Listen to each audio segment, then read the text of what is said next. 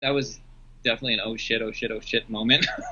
um, yeah, I got it at like 10 o'clock that one night, and I didn't really sleep that night because obviously this is a huge part of my income. So yeah, it was basically you get this email in cap letters that says something like action required. Your Amazon Associates account is at risk. They gave me a few hints as to what it might be, but the Amazon Associates, when you get an audit like that, it's super infamous for being really vague. Like they don't tell you anything really. They don't tell you shit.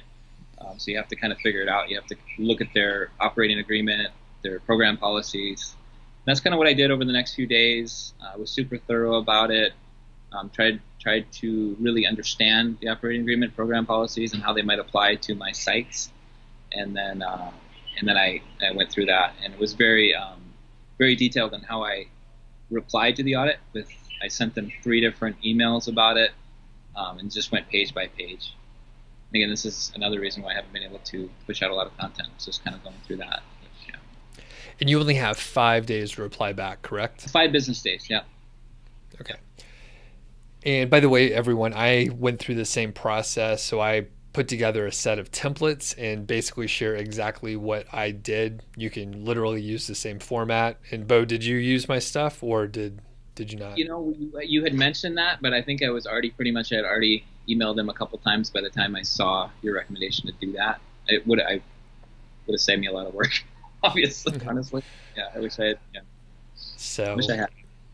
anyway, it does save a lot of time, and I successfully made it through. So at least it's the right stuff. Now, you mentioned that you thought they gave you a little bit of a hint on what the issue was.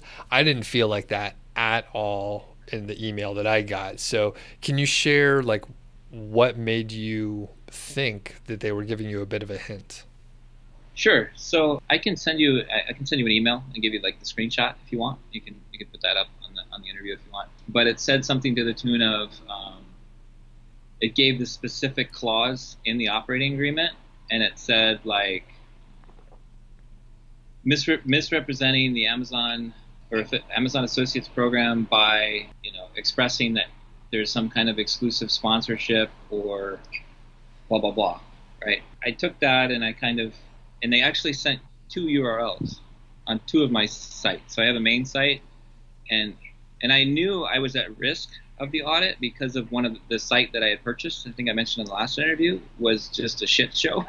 It had just so many violations on the site that if I probably wouldn't have bought the site if I was aware of that. But I got the email at like 9 in the morning and bought the site at like 9:05 a.m. because I was like, I got to scoop up this $2,000 website before somebody else does.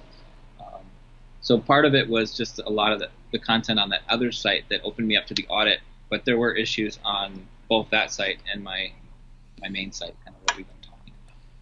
Got it. That And they sent you specific URLs. You said that, right? they sent me 2 specific URLs. Just they said they qualified it by saying these are examples of what where the violations might be. But I ended up Gotcha. cleaning up. Well, I added so like 2 weeks ago they came out with that email about the FTC and how you have to have that very prominent as an Amazon associate. I earn from qualifying purchases like everywhere. So I added that to the top right of my sidebar on every page, obviously just as a widget in WordPress. So that wasn't that hard.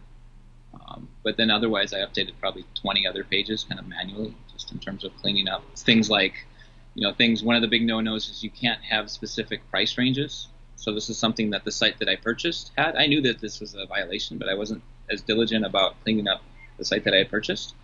You can't have specific price ranges like this is between $80 and $100, or this is under $100 on Amazon, or even they really don't like to see, even though it's a really good keyword, they don't like to see things like cheap, blah blah blah, like cheap mechanical pencils, because it might not be cheap a week from now. It might be expensive, and cheap is or under mechanical pencils under $5, right? Because it might be $6 tomorrow, right? So that changes. So you can't give specific prices. If you are doing prices, you have to use the API. And this is another thing that kind of, again, I would behooves anybody doing Amazon associate sites, I think, is use the API because it updates all that stuff automatically. You don't have to worry about that kind of stuff. So. The plugins out there use the API. So you don't have to be a programmer or developer. You don't use the API directly. You just need to use a plugin or a tool that does use the API, and then you're in good shape. So a lot of people, it's probably trivial to program if you're a WordPress developer, but most of us are not. So quick note. So you said that you put the disclaimer in the top of your sidebar. Is that right? Yeah. Yep. And that was for the audit, and they were satisfied with that? Yeah. Well, that was one of the changes I made to both the sites kind of in question. Yeah. Okay. And I usually, like you mentioned, Amazon came out recently with more guidelines to fit sort of the FTC guidelines on disclosure for this stuff. And it's a little more specific.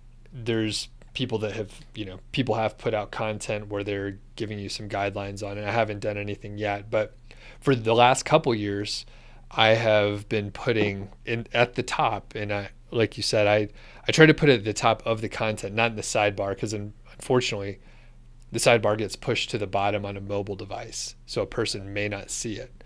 So I always put it at the top of the content, so there's no mistake. They see it before they even get to the content, and I use the verbiage that you mentioned, where it's like, I'm an associate and I can earn a commission. Some people don't know what affiliate is, so you have to be so specific, and the FTC guidelines have been that way for a few years. So, okay, cool.